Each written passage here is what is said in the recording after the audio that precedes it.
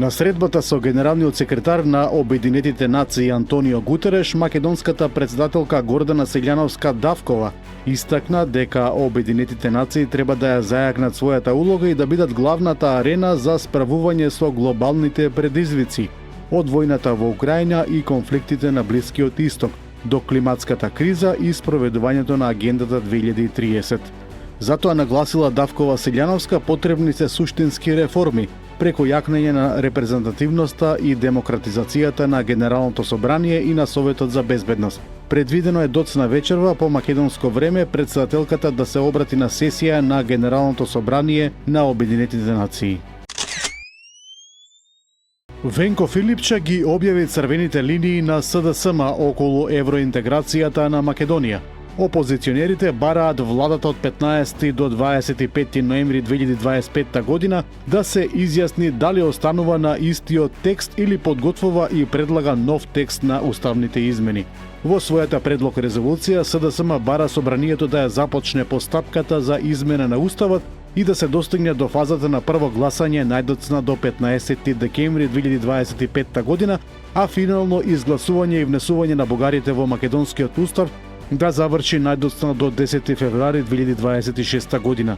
СДСМ нагласува дека Македонија е подготвена да ги исполни обврските од преговарачката рамка за Европската Унија, вклучувајќи ги уставните измени со јасна определба дека е тоа последната пречка, без прифаќање на нови барања или прашања од билатерален и идентитетски карактер. Овој документ како работна верзија СДСМ најпрво ќе ја достави до сите политички партии, а потоа како што предлагаат собранието треба да излезе со заеднички документ.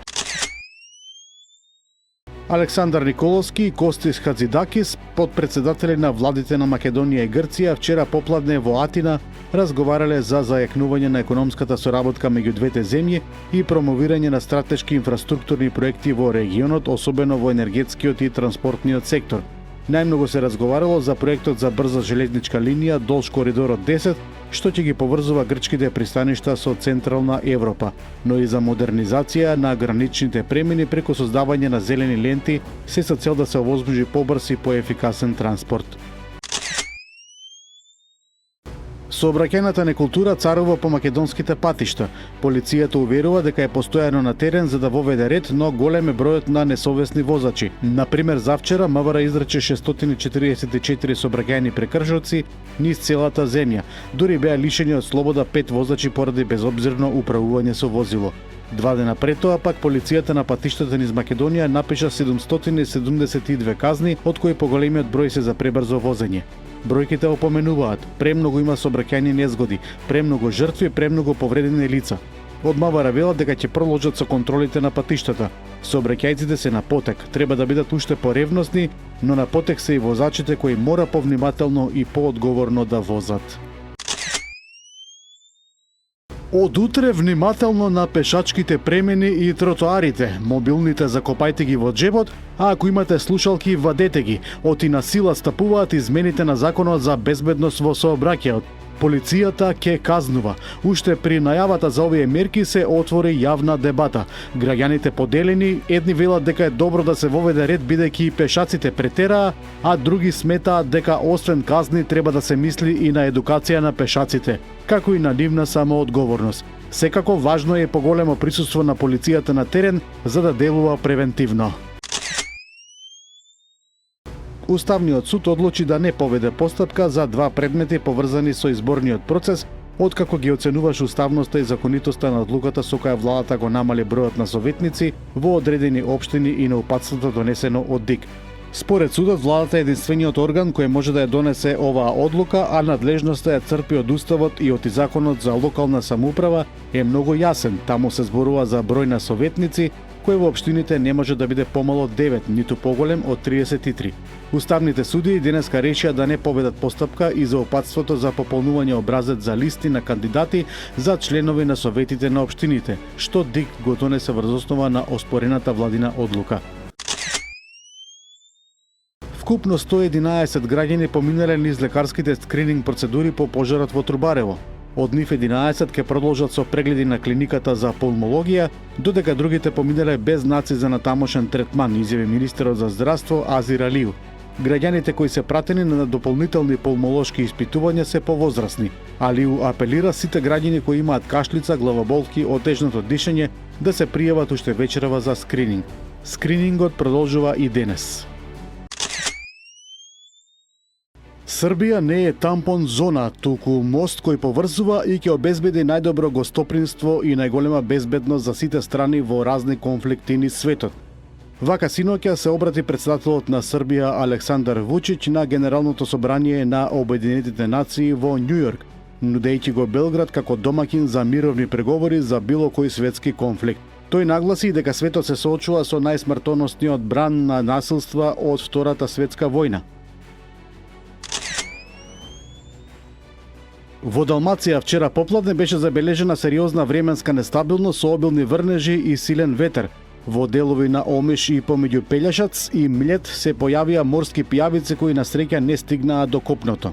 Во Пировац и Чиста Велика наврнаа до 162 литри дожд на квадратен метар, додека во областа околу Шибеник беа измерени над 100 литри.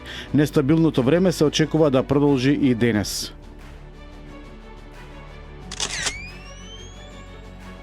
Рускиот министер за надворешни работи Сергеј Лавров се сретна со американскиот државен секретар Марко Рубио на маргините на Генералното собрание на Обединетите нации во Њујорк.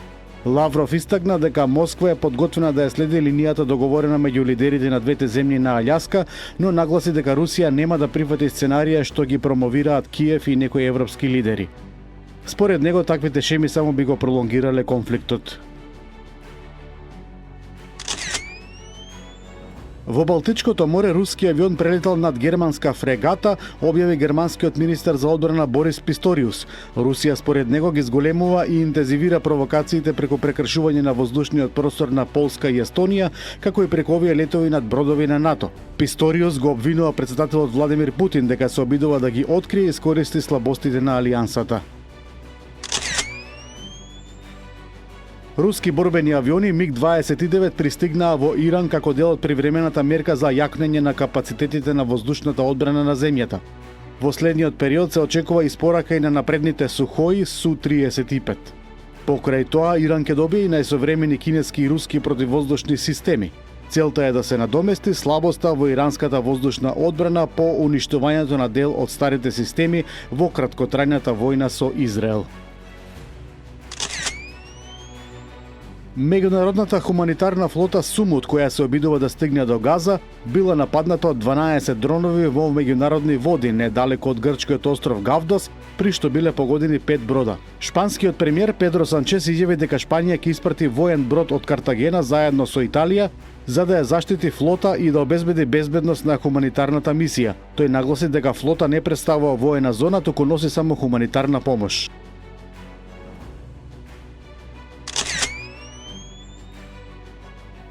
Данска и синоќа се занимаваше со дронови во близина на аеродроми, откако се појавија над меѓународниот аеродром во Алборг. Според информациите оттаму, беспилотните летала го попречуваат нормалното работење на аеродромот, а сите летови моментално се прекинати. Пред 2 дена дронови го затворија и аеродромот во Копенхаген.